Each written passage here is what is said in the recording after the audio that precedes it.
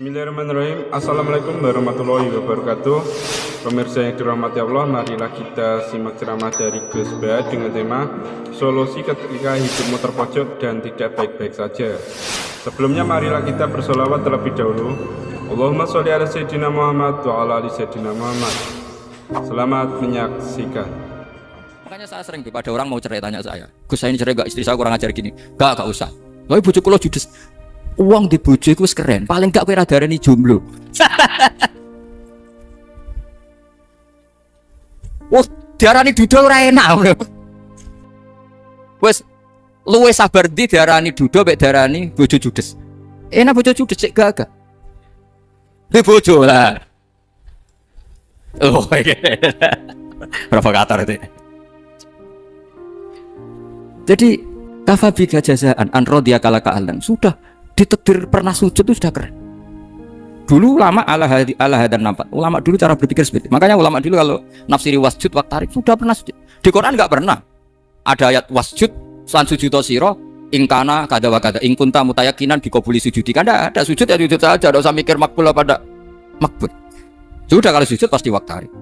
Terus saya sebenarnya ya sebagai orang ya kadang wedi, salatku ditompo ta ora. Tapi kalau keterusan nanti ada was-was yang mengatakan opo artine sholat. Lu tuh kan ngeri seorang hamba sing uripe ning bumine Allah kemudian menyoal pernah sholat hanya karena takut gak diterima. Itu kan geblek banget. Biasa jenis kiai yang di partai itu. Saya Anda tahu kalau pening di kom. Sedih mata saya kamu gak ada keren plus. Jadi nah nanti kalau misalnya ada manhajnya Habib Soleh yang tidak seperti itu tidak apa-apa, mungkin supaya orang nggak takabur, nggak fakhr. Sehingga makanya mulai dulu lama itu ya partainya kalau nggak rojak ya khauf. Nah saya ini yang jelas terang-terangan ikut partai rojak saja, Pak. Partai rojak. Karena banyak yang sudah di partai khauf. Tapi saya rojak yang bil ilmi tadi. Makanya Sayyidina Umar radhiyallahu anhu itu yang namanya sama sujud. Saya itu punya kitab. Habib Soleh pernah tak tunjukin tulisan tangan saya. Muji-muji sujud. Sayyidina Umar ketika ditusuk seorang kila itu majusi, Abu Lu'lu terkenalnya itu Hulamul Mughirah terkenalnya, ditusuk, dia sahabat, beliau sahabat, wali. Jadi nusuk Umar tuh kayak apa? Nusuk Mas Akom aja dosa besar, apalagi nusuk Umar.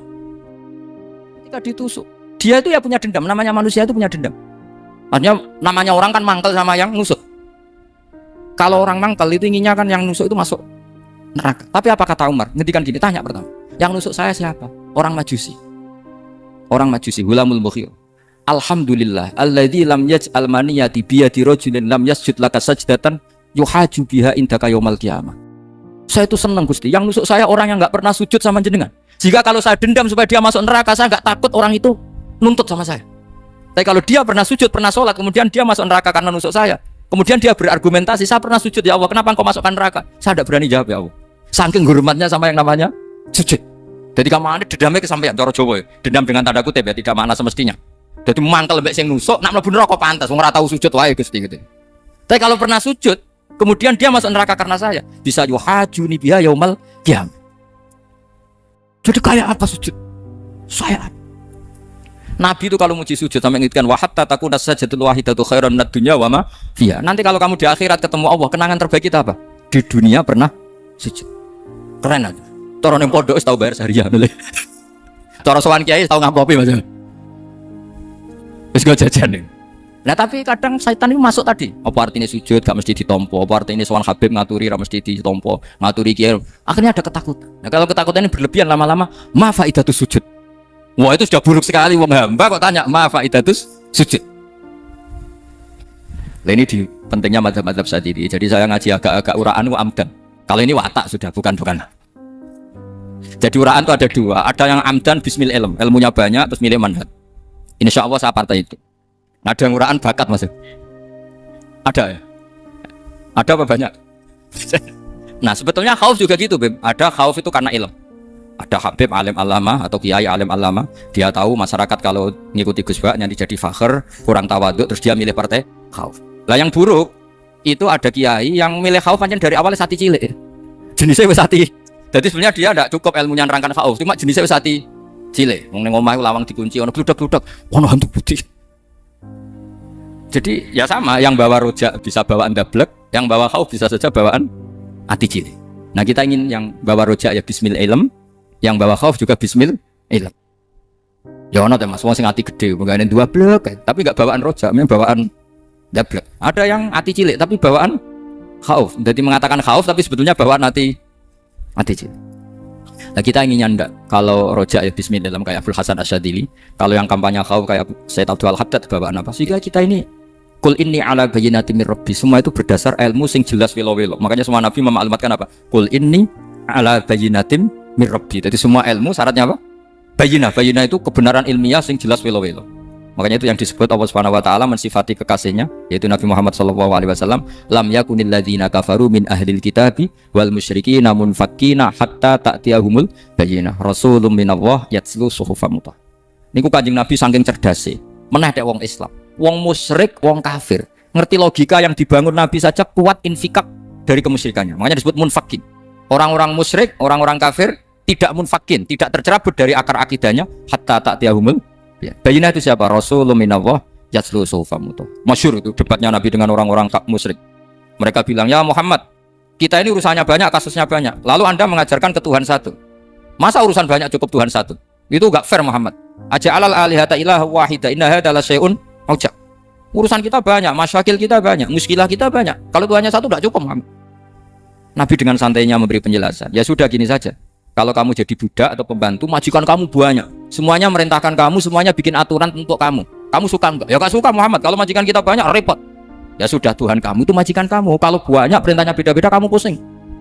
Ya udah Mat, Tuhannya satu aja Mat. Karena Nabi bayyinah, orang itu bisa dibalik-balik pikirannya. Ya, makanya disebut daraballahu mathalan rajulan fihi syuraka'u mutasyakisuna wa rajulan salamal lirajul hal yastawiyani masalah alhamdulillah. Jadi Nabi itu kalau adu argumentasi itu luar biasa. Jadi gampang itu Nabi memberi apa? Argumentasi. Karena beliau adalah al-hujjatul balighah. Jadi Nabi itu gak pernah kelar. Pernah Nabi debat sama orang Yahudi. Muhammad, saya ini turunan Ibrahim. Kita ini Israel ya. Kita tahu Israel adalah turunan Nabi. Israel nama lain dari Yakub. Yakub bin Ishak bin Ibrahim. Padahal Yakub ini punya anak namanya Yahuda. Makanya Yahuda bin Yakub bin Ishak bin. Kita ini yang mirip Ibrahim, bukan kamu. Tapi orang Yahudi itu gak apal nasabnya. Sehingga mereka bilang, kita ini saking baiknya, Ibrahim saja pengikut kita. Terus digojlok oleh Nabi. Ibrahim itu buyute Yahuda. Makanya digojlok, ha antum haula'i hajatum fi ma lakum bi ilm falimatu hajuna fi ma laysa lakum bi ilm. Kita adu debat itu sudah ilmiah. Kenapa kamu menjadi tidak ilmiah? Kenapa Muhammad? Allah menurunkan wa ma unzilatit Taurat wal Injilu illa min ba'di afala ta'qilun. Artinya gini, kalau Ibrahim dikatakan Ibrahim Yahudiyah, itu sama dengan saya berkali-kali podo karo sampean misalnya ngendikan Mbah Zubair itu pengagumnya Gus Roji misalnya. Padahal Gus Roji bin Ubab bin Maimun bin Zubair, misalnya Gus Roji bin Kiai Haji Ubab bin Kiai Haji Maimun bin Kiai Haji Zubair. Nah Ibrahim itu kan Yahuda bin Yakub bin Ishak bin Ibrahim. Terus mereka bilang Ibrahim itu pengikut Yahudi. Itu kan kebalik. Kayak Habib Hasan itu pengagum Habib Soleh. Kan Habib Hasan rohnya ini gimana ini sih mbahnya kok dianggap. Nah sehingga orang Yahudi ketika Nabi berdebat beda dengan Nabi Muhammad SAW. Ketika ditanya, kenapa kamu yakin agama tauhid? Millata abi. Karena ini agama nenek moyang saya. Millata abikum apa? Ibrahim. Jadi jelas. Akhirnya orang Yahudi ngerti. Ya kan sama dengan mengatakan tadi Pak Karno itu pengagum Puan Maharani. Kan aneh gak kalimat itu? Mbah Hasyim Asy'ari itu pengagum Gus Dur. Gak lucu. Itu debat. Jadi Nabi itu orang yang bayyinah. Bayyinah itu kalau menerangkan kebenaran itu bahkan orang kafir pun bisa infikak, bisa munfakin, tercerabut dari akar kekafiran. Nabi itu mudah sekali merubah logika. Makanya di Quran sering ada kata aro'aitum, karena memang tadi. Nah saya mohon apapun pilihan Anda roja, kayak Abdul Hasan Asyadili tadi. Ketika orang resah sujudnya diterima apa enggak, sholatnya diterima apa enggak, beliau bisa berargumentasi betapa pentingnya sujud. Wes aja kowe iku kawula, tahu sujud itu keren. Saman bayangkan betapa malunya kita. Kalau kita ketemu Allah kemudian di dunia enggak pernah. Lho paribasane kula mlebu swarga lah isin. Mlebu swarga tapi ning donya ora tahu. Isin. Sama seperti kowe di guru, saurip-uripmu ora tahu salam template isin.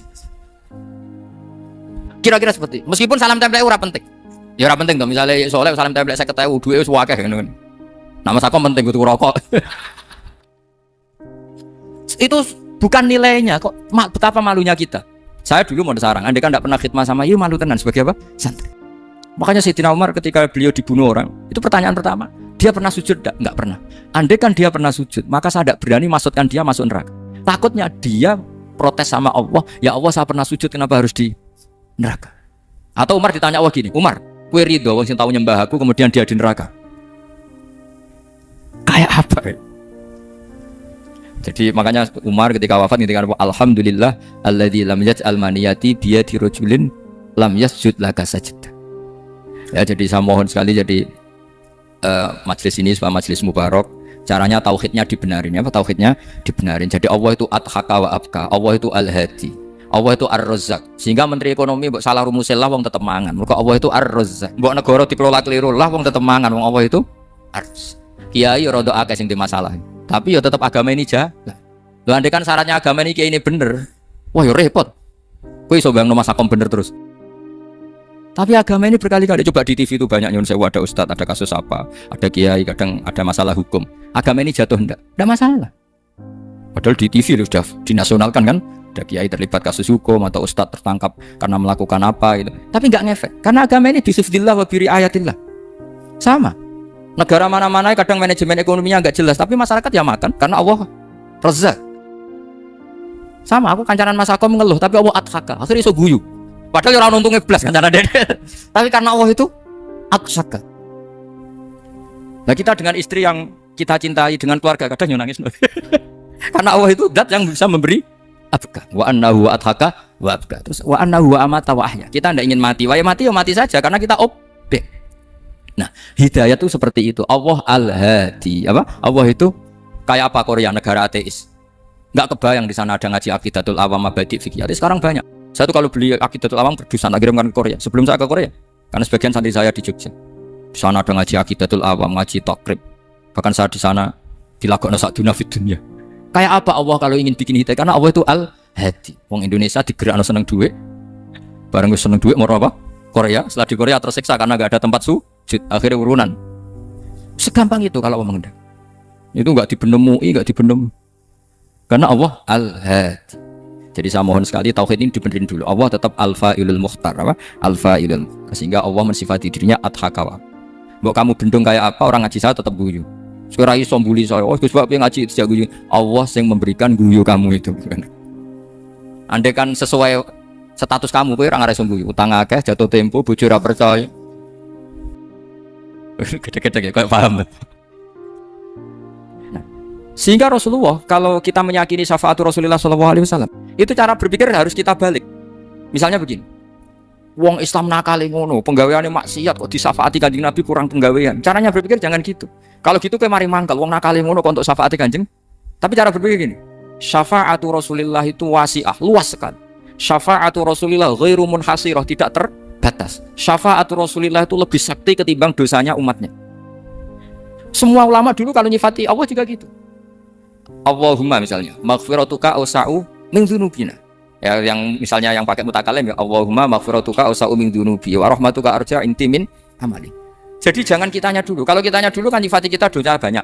Itu sama ndak usah ngaku, sudah tahu semua. Tapi nyifati pertamanya apa? Allahumma maghfiratuka ausa'u min dzunubi wa rahmatuka arja intimin. Sehingga dari nyifati maghfiratullah yang wasi'ah, yang tidak terbatas, kemudian kita sah mengatakan bahwa ahlul maksiat pun mungkin atau berhak dapat ampunan. Sama. Syafa'atu Rasulillah itu ghairu munhasirah. Syafa'atu Rasulillah itu wasi'ah. Sehingga salah riwayat syafa'ati li ahlil kabair min ummah. Itu bukan menyangkut melegalkan kabirah. Bukan menyangkut mengesahkan orang Islam dosa besar. Karena nanti dapat syafaatnya Rasul. Cara berpikir jangan gitu. Nanti kamu mentasjek memberanikan orang melakukan maksiat berdasar iktimat syafaati Rasulillah. Itu jangan gitu, cara berpikir dibalik apa? Syafa'atu Rasulullah ausa'u wa ausa'. Sangat lu. Sehingga saking luasnya sampai yang tukang maksiat saja kebagian. Sama rahmatnya Allah Ta'ala itu wasi'ah. Rizkinya Allah ya wasi'. Sampai wong nganggur ya iso mangan ngono. Lah begitu juga rahmatnya Allah Ta'ala itu wasi'ah. Sampai wong sing sumpek utange akeh ya iso guyu ngono.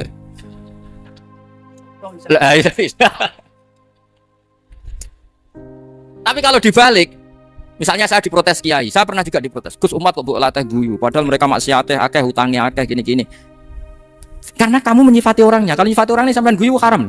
Utang jatuh tempo, sampean gak mikir dosa ndak? Dosa.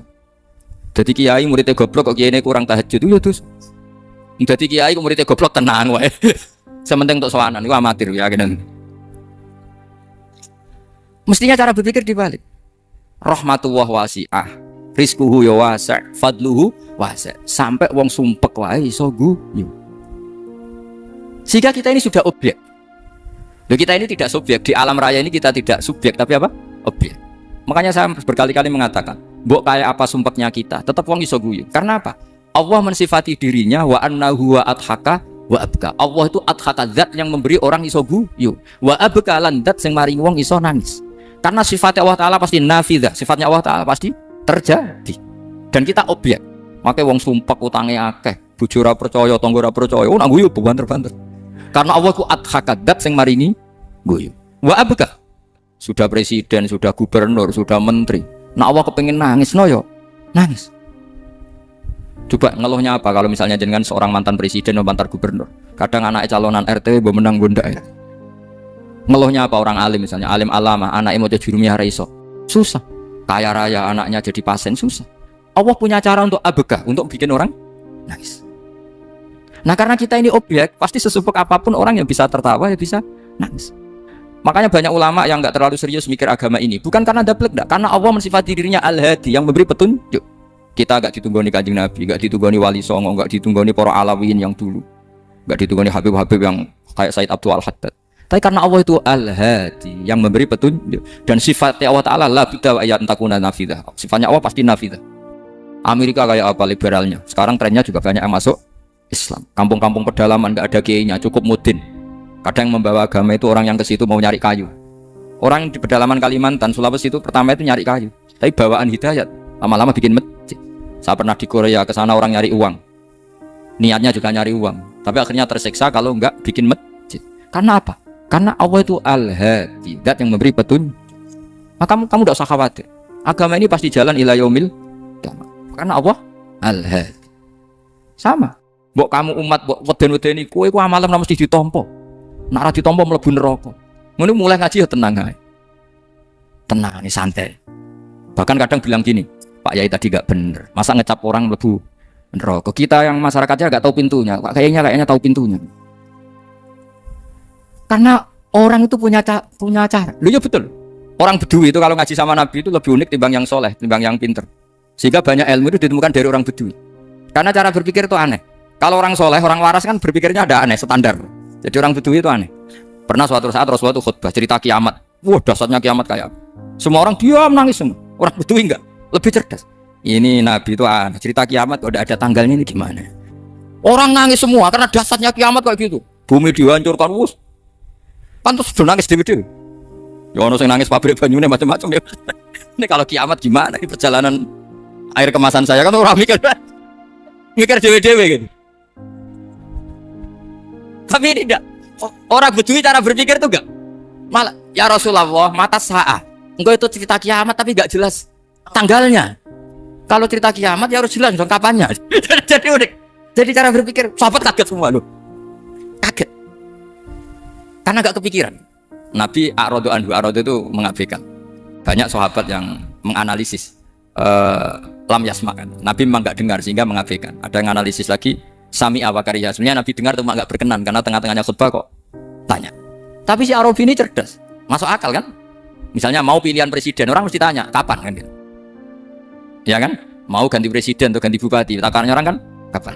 Kayak Mas Akom jadi wali enggak? Pertanyaannya kan kapan? Kalau jatuhnya kan sudah ya. Sehingga tanya, mata sa'ah ya Rasulullah. Lama-lama Nabi diangin-angin, bener juga orang ini. Saya cerita kiamat kok enggak jelas kapannya. Ini Nabi menjawab. Tapi karena Nabi orang-orang yang sangat pinter, tanya balik. Ma'atadalah. Lalu kalau kamu berani tanya kiamat kapan, saya tanya balik. Ya persiapan kamu apa? Jawabnya santai aja. Fa wa ma'atadalah kabira sholatin wala siyamin walakinni uhibbuka ya Rasulullah. Saya enggak menyediakan apa-apa, salat saya biasa aja, maksudnya standar. Ya kira-kira 5 waktu pas. Ya jenis saya lah kira-kira. Wala kabira siyamin, dan saya puasa ya standar saja pas.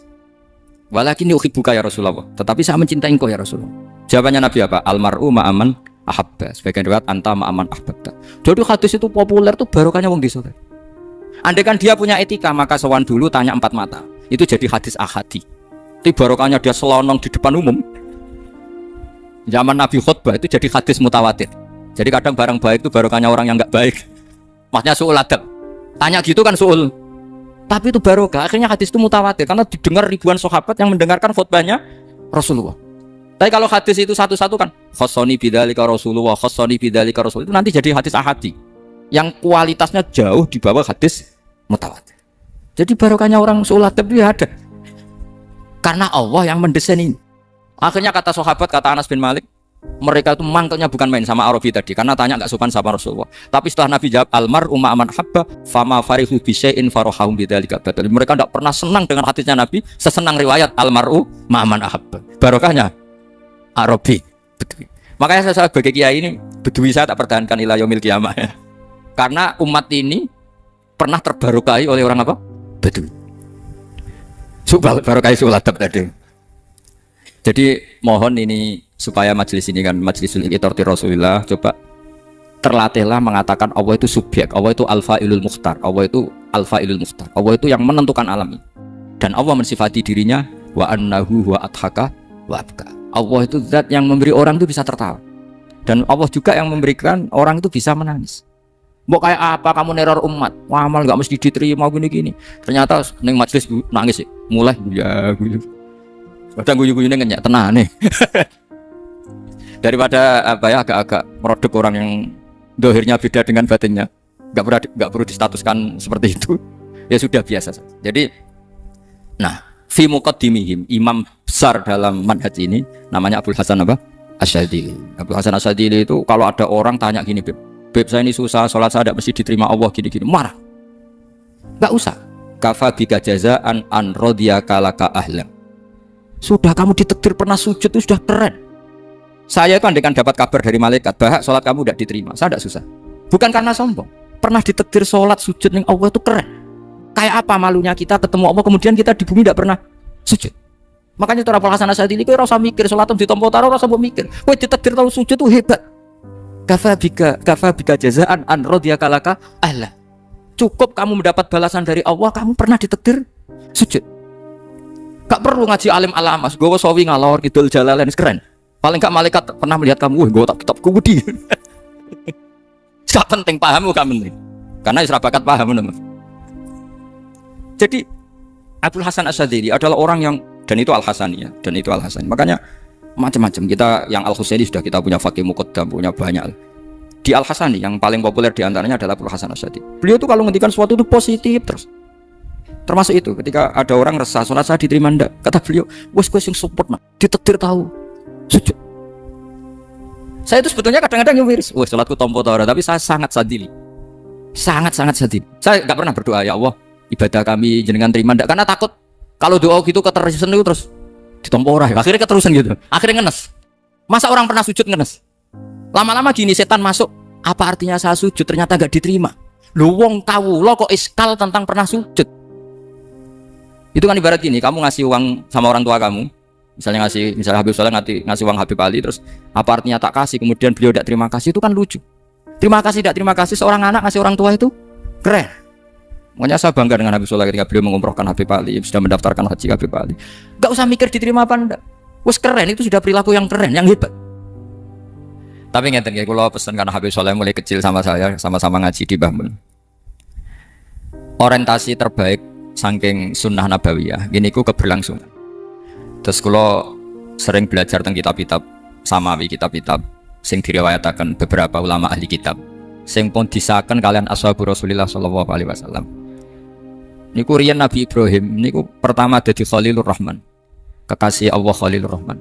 Niku mergi piyambake nu tersiksa protes. Terus kadang tiang saya niku kudu protes. Tapi protes bukan kita demo. Protes itu tidak harus demo, protes. Ya Allah, dunia ini tidak fair. Engkau yang Tuhan, engkau zat yang begitu penting, engkau zat yang menciptakan langit dan bumi, engkau zat yang memberi rizki, yang bikin air, bikin oksigen, semua kebutuhan manusia, kemudian mereka tidak kenal engkau. Ini tidak fair. Jadi beliau itu tiap malam itu ngumpat. Ini tidak fair dunia ini. Engkau yang begitu penting, pencipta langit bumi, engkau begitu penting yang menciptakan air, menciptakan kebutuhan manusia, kemudian mereka tidak kenal engkau. Ini tidak fair. Ini tidak benar. Jadi sering marah. Karena sampean nggak bisa bayangkan kan, apapun hebatnya presiden atau menteri atau rektor atau kiai, terus nang desa nggak dikenali statusnya, diundang lek apa yang dilek itu gak keren belas. Karena ya sama kan, misalnya Habib Soleh Alatos, muridnya Said Umar punya Mbah Mun, terus nang desa diundang pening dilek itu kan gak keren belas. Awal dari keren tetap dikenal. Nah kemudian orang itu tidak kenal Allah. Makanya terus beliau sujud berkali-kali, ya Allah, sama siapa munajatnya beliau? Innahu la yahzununi alla ara ahadan fil ardi ya'buduka ghairi. Jadi cara kiai sarang namanya innahu saat temene kelakuan la yahzunu, yektene nyusano ni ing ingsun, nyusano banget karena pakai lam taukid. Innahu saat temene kelakuan la yahzunu, yektene nyusano banget ni ing ingsun. Apa sing nyusano an? Apa sedene kelakuan la ara ora ningali ingsun fil ardi ing dalam bumi. Ahadan ing wong suci ya'budu kang nyembah sapa ahad ka ing panjenengan ghairi saliyane ingsun. Ya Allah, sungguh saya sangat susah. Karena engkau zat yang begitu penting, kemudian yang tahu kalau engkau Tuhan itu hanya saya. Sampai ngenes gak? Misalnya ada orang melihat saya itu marhafid, kemudian tidak tahu kalau beliau orang alim. Sampai sebagai muridnya ngenes gak? Ngenes kan? Ada orang memperlakukan Mbah Mun tidak tahu kalau beliau seorang alim alama. Kita sebagai santrinya ngenes gak? Ngenes. Lah ini Allah yang Tuhan, kemudian orang tidak ada yang memperlakukan dia sebagai Tuhan. Bahkan nyebut saja tidak mau. Itu ketersiksaannya Nabi Ibrahim. Kalau kita kan tersiksa mergo di duit, rapayu rabi, terus sing wis payu rabi ra iso wayo ya gitu. Macam-macam kesulitan. Itu jadi apa jadi wali itu sudah berat karena orientasinya agak tentang Allah tapi tentang diri sendiri. Ana sing susah proposal ragu ya Mas Angga. Macam-macam. Artinya Nabi Ibrahim itu orang yang benar-benar Khalil Rahman. Beliau tersiksa ini karena dunia dianggap gak fair. Masa Allah zat yang begitu penting kemudian mereka nggak tahu. Maka awal dari nubuah itu apa? Menaukan, al-i'lan, mempermaklumatkan Allah di alam raya ini. Makanya nggak ada nabi kecuali memaklumatkan diri. Saya dulu awal-awal Habib Soleh mau nyai saya bilang, orang alim itu harus ngaku kalau alim. Habib juga harus ngaku kalau Habib. Yang orang miskin nggak usah ngaku sudah konangan. Wong elek rasa ngaku seketor elek. Sudah. Karena agama ini pertama yang menolong itu memaklumatkan. Sehingga pertama nabi jadi nabi dari Gua Hira, pertama apa? Terus saya ini kira-kira memaklumatkan. Tapi reso dibahas jumpa pers. Tapi yang jelas pertama yang dilakukan Nabi setelah di Gua Hira apa? Memaklumatkan diri kalau beliau adalah Nabi. Sehingga dikumpulkan semua, terus beliau memaklumatkan diri kalau saya ini Nabi. Karena nggak ada artinya Allah kalau tidak dimaklumatkan. Terus makanya di Quran itu kalau menyebut Allah atau menyebut kebenaran selalu dimulai dengan kata fa'lam. Harus dingertikan. Kita ngerti kemudian mengertikan ke orang lain. Makanya saya sering dulu bilang ke Habib Soleh, nggak boleh orang soleh menyembunyikan diri. Karena nanti kalau orang-orang soleh menyembunyikan diri, sing zuhara ala wajhil ardi adalah sesuatu yang nggak benar. Coba misalnya gini, orang bisa terhibur lewat dangdutan, terhibur lewat maksiat. Sementara orang nggak bisa terhibur lewat thala al-badru alaina, asyraqal qanub dihaja dan sebagainya. Maka orang-orang soleh adalah orang yang bisa memaklumatkan Allah, memaklumatkan Rasulullah, memaklumatkan Quran dan supaya itu diterima. Karena awal dari orang terima itu tahu dulu. Nah ini tahu saja enggak. Makanya Nabi Ibrahim susah, ya Allah, engkau zat yang begitu penting kemudian tidak diketahui. Ini apa-apaan, enggak fair. Akhirnya Nabi Ibrahim diangkat sebagai Khalil Rahman untuk menaukan atau untuk memaklumatkan Allah Subhanahu. Nah sebelum itu beliau dihibur, diterbangkan ke langit, ke alam malakut. Kamu susah ya, kenapa susah? Karena zat sementing engkau kemudian tidak ada yang menyembah. Terus dijak ke alam malakut, ditunjukkan sekian juta malaikat, sekian ribu malaikat semuanya membaca tasbih takbir. Ibrahim senang. Oh ternyata sing seneng jenengan banyak. Loh, coba kalau kita punya kiai kayak Mbah Mun, semakin yang seneng banyak kan semakin kita seneng. Kalau nggak ada yang tahu kan kita tersiksa. Makanya ini penting sekali. Jadi pertama agama ini seperti ini tuh barokahnya dingertikan, dimaklumatkan. Saya ini orang yang fumul itu menutup diri betul. Kecuali bab ngaji. Saya kalau ngaji terbuka. Sampai saya tidak tahu apa ada yang streaming apa direkam saya tidak tahu. Pokoknya saya satu-satunya saya mau terbuka itu pas ngaji. Dan saya pede karena dulu ngaji saya benar. Saya tanya Mas Akom saja. Sebetulnya kalau sampean mau mulang terbuka bagus. Potensinya dua, konangan alimnya atau konangan. Ya resiko terbuka kan itu Pak. Konangan alimnya. Nah daripada potensi yang kedua, terus nggak mau ngajar ya, fumul. Syaratnya wali itu fumul. Oh, fumul itu nggak menampakkan. Memangnya mau menampakkan apa kalau nggak bisa apa-apa kan? Jadi saya tidak tahu itu fumul apa bagian dari pengamanan diri. Apa Mas? Apa? Jaga image. Jadi Nabi itu pertama yang dilakukan apa? Memaklumatkan kalau Allah itu Tuhan. Kula maknane sing ketiga mawon awaladin sholihin yatullah. Terus walad niku maknane anak. anak niku saged anak nasab. Kados Habib Umar bin Isbat, Habib Soleh bin Isbat, Habib Ali namanya anak nasab.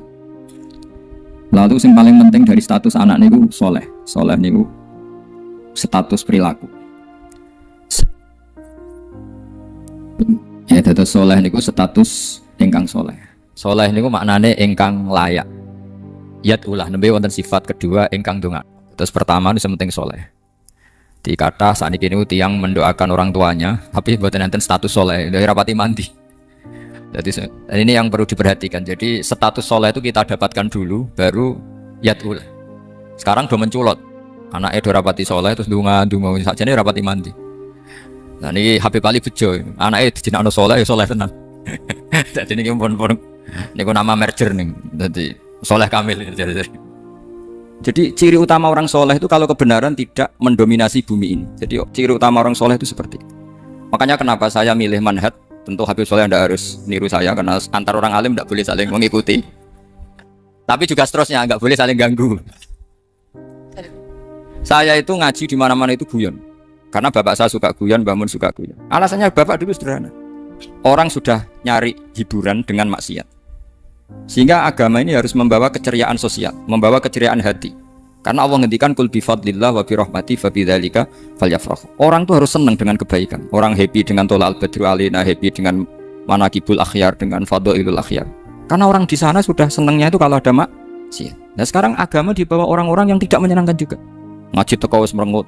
Ada muridnya salah duduk marah, salah posisi meja marah. Lalu orang-orang kan mikirnya kan, daripada ngaji dimarahin terus mendingan ndak kan gitu. Makanya Nabi itu paling marah itu kalau satu kebaikan jadi problem. Mu'ad bin Jabal itu pernah ngimami lama sekali. Dan yang makmum itu akhirnya mufarokoh. Dulu belum ditemukan fikih, tapi orang ini sudah berani mufarokoh. Jadi ini termasuk mujtahid sebelum tahu Fathul Mu'in, tahu wahmi mufarokoh. Jadi sudah luar biasa. Karena bangsa ibadah yang agak-agak ngawur itu tanpa diajarin sudah do pinter sendiri. Dia mufarokoh. Ketika dia mufarokoh, komentarnya Mu'ad, dia munafik. Sholat belum selesai kok mufarokoh. Singkat cerita Mu'ad melaporkan itu ke Rasulullah. Si tukang penggembala ini juga melaporkan ini ke Rasulullah. Tapi apa kata Rasulullah? Yang Rasulullah itu yang bela, malah bela yang penggembala tadi. Afattanun anta ya Mu'ad. Kamu itu tukang fitnah. Agama ini kalau kamu model begitu orang lari. Basyiru wala tunafiru, yassiru wala tu'asir. Padahal ini baca Quran panjang, harusnya akan ibadah. Tapi karena ini menjadi problem sosial, orang menjadi tidak nyaman jamaah, itu sudah disalahkan Nabi. Karena tadi, kalau agama ini jadi problem, maka masalah besar. Makanya sifat dasar Rasulullah apa khafiful ma'unah, biayanya murah. Makanya saya ngaji di mana-mana ya suka seperti ini. Mejanya enggak jelas, pengunjungnya juga enggak jelas. Semakin kacau semakin baik kira-kira. Nah ini pengunjungnya juga seperti ini kan. Nanti sampai yang pidato, jadi tak beri hak gue jelek saya ini namanya aqomaddin. Kalau faman taroka fakat. Jadi pilihannya kalau gak akomadin ya ada medin. Jadi kenapa banyak kiai yang ceria? Karena tadi satu-satunya cara kita menandingi hegemoni maksiat adalah pembawa taat itu ceria. Karena orang itu mesti mencari kebahagiaan. Sebab itu para nabi itu mengajarkan agama ini dengan cara yang bahagia. Misalnya mangqala la ilaha illallah dakhalal jannah. Nabi tidak ngendikan gini, mangqala la ilaha illallah terus sholatnya benar, puasanya benar, belajarnya benar, jadi kiainya benar. Wah itu kalau itu panjang sekali, banyak yang nggak masuk surga. Sementara kubu yang lain kampanye sudah tenang bersama bapaknya di surga. Nah kita kampanyenya, kon sholat mesti ditompo, puasa mesti ditompo. Wes repot, syaratnya ditompo ikhlas wangel, kowe ora bakal iso. Berarti maknane kan ora bakal mlebu swarga. Akhirnya wong kan mikir, wes sholat tetep ra swarga, puasa tetep ra swarga, mendingan ra sholat. Jadi kita ini kan bersaing sama kampanye sebelah gitu. Makanya saya milih manhaj pokoknya Islam apik. Tapi bukan berarti saya menyepelekan aturan-aturan dalam sholat, karena yang kampanye itu sudah banyak. Biasanya kiai-kiai sing kereng kampanye tentang sing kereng-kereng. Itu saya manfaatkan ya sudah, itu bagian jenengan. Jadi orang itu harus mikir. Agama Kristen itu diterima di Eropa di mana-mana. Di antara sebabnya adalah karena orang dijamin masuk surga. Orang mau kayak apa faseknya tetap kalau mati bersama. Kita enggak. Sudah kiai, sudah mulang terus masih didoain. Semoga amal baiknya diterima, amal buruknya masih ngeper apa? Dan itu santri saya nanti kalau ziarah saya tuh ya Allah ampuni Gus, ampuni. Itu kan ngenyek orang itu maksudnya. Maksudnya bukan, makanya saya pernah ketemu orang yang berfaham Wahabi. Dia nuduh kalau orang doa ke mayit itu minta sama mayit. Saya bilang, saya saja yang jadi mayitnya nggak siap. Kok bisa? Doanya itu doa ngeper. Masa sama gurunya bilang gini, Allahumma in kana muhsinan fazid fi ihsani wa in kana musian. Masa gurunya ditaklek? Jadi dia tidak yakin betul kalau gurunya muhsin. Masih ditaklek, jika guru saya baik maka gini ya Allah, jika guru saya buruk maka gini. Loh, saya tuh gak pernah doain Mbah Mun gitu, anggap gak sopan. Jadi kalau saya berdoa, ya Allah, jenengan idzihi apa ya, jenengan balas lah, idzihi anna anil muslimina khairan katsira wa antal ghafurur rahim wa anta gitu. Saya enggak tega muni wa ingkana musian. Jadi kayak ada sopan. Lo kalau aku yang mati saya bilang gini, balik malah ingkana musian, malah ada terusannya bahwa kadalik. Jadi makanya mereka kan sering pakai dalil. Andai kan tradisi itu benar, maka yang paling pertama melakukan itu sahabat. Selalu mereka berargumentasi, kalau itu tradisi yang benar, maka pertama yang melakukan itu sahabat. Ya gak mungkin sahabat masa bilang ke Nabi ingkana. Bisa kafir berat kan? Masa kesolehannya, loh andai kan Abdul Qadir wafat di mana ini ngomongin? Beduk. Saya tidak akan berdoa seperti itu. Oh bisa marah Abdul Qadir jalan ini. Masa kesalahan beliau di ingkana musinan sama ingkana musian. Jadi orang tuh harus mikir. Jadi saya dengan bukan berarti Gus Bak bid'ah menciptakan doa baru. Ini bukan urusan menciptakan punya sopan spontan seperti itu. Ini bukan urusan modifikasi doa Anda. Makanya kenapa para nabi itu tidak disolati dengan cara seperti itu, langsung assalamualaikum ya Rasul, assalamualaikum ya Abu Bakrin, assalamualaikum ya Umar. Gak mungkin kita mengatakan ya Abu Bakrin, ya Allah ingkana. Masa Abu Bakar di ingkana? Kalau dia, bukan kalau beliau ashabu Rasulillah, pasti orang Sayyid itu dzurriyyatu Rasulillah, pasti al-tahirin al-mutahhari. Guru-guru kita ini guru-guru kita. Jadi tolong doa itu. Nah, kalau terpaksa doa wa in kana musian, anggap saja hafalnya hanya itu, tapi jangan dijiwai, apa? Jangan apa? Dijiwai. Kalau ditanya, "Lho Gus, ini orang soleh kok doanya wa in kana musian?" Itu kan guru jenengan. Apalku ikut tok. Tapi ora usah dimaknani, apa? Karena sekali dimaknani nanti kan. Jadi ini urusan etika, urusan rasa. Saya teruskan ya, karena jadi saya mohon sekali, apa-apa itu ada aturannya. Ada aturannya. Ya tentu kita ikut masal saja. Semua selain Nabi, selain para wali, kita nggak apa-apa doa wa in kana musian, wa in kana musian. Tapi di hati kita sebetulnya ketika mengatakan in kana musian itu, Toro Jawa hanya rapalan. Rapalan itu ya sudah ngomong saja, tapi nggak usah apa? Nggak usah dijiwai ya. Yang dijiwai kita adalah sifat ghafurnya Allah.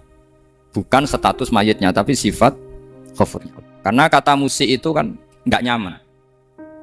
Makanya Nabi itu hebatnya Nabi, ya tentu karena bentukan Allah Subhanahu wa taala. Adabani Rabbi fa ahsana ta'dib. Itu kalau nyifati tentang keburukan orang mukmin itu diikutkan sifat ghafurnya Allah. Jadi misalnya gini, kalimatnya, liyukaffirallahu anhum aswa alladzi amilu. Atau sebagian ayat misalnya wa yukaffiru anhum sayyiati. Jadi sebetulnya kalau terpaksa mengatakan orang itu buruk, itu sebenarnya dari Allah dulu kita mengatakan Allah itu zat saking baiknya itu mengampuni salahnya seseorang. Jadi nyifati Allah dulu, Allah saking baiknya itu mengampuni salahnya orang-orang baik. Karena orang-orang baik juga manusia, Ustadz juga. Tapi lebih ke nyifati ke Allahnya. Kalau kita kan enggak, lebih tertarik nyifati mayitnya. Sehingga kita di hati itu mayit iki tak jalan sepuro tuntas kayak gitu.